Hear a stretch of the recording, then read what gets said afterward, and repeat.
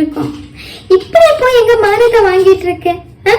நீ நல்லா படிப்பேன்னு நம்பிதானே உன்னை நாங்க ஸ்கூலுக்கு அனுப்பிட்டு இருக்கோம். டீச்சர்ஸ் முன்னாடி எல்லாம் எங்க மானத்தையே வாங்கிட்டேடி. நீ படிச்ச நல்ல மார்க் வாங்கலன்னா கூட பரவாயில்லடி. அம்மா அப்பாவுக்கு எப்பவுமே இந்த மாதிரி ஒரு கெட்ட பேரை மட்டும் வாங்கி கொடுத்துறாத ப்ளீஸ். என்னால தாங்கிக்கவே முடியல. எதுக்குமா இப்படி எல்லாம் பேசுறீங்க? நிஜமா அம்மா, நான் எந்த தப்புமே பண்ணலம்மா. அந்த லாஸ்ட் பெஞ்சில உட்கார்ந்துட்டு சத்து மாவை சாப்பிட்டு உஃப் உஃப்னு ஊதுறேன்னு மேம் கம்ப்ளைண்ட் சொன்னப்ப எனக்கு எவ்வளவு வருத்தமா இருந்து தெரியுமா? நீயா இப்படின்னு நினைச்சு நான் பதறி போயிட்டேன். இனியாவது அப்படி பண்ணாம எங்க மானத்தை காப்பாத்து.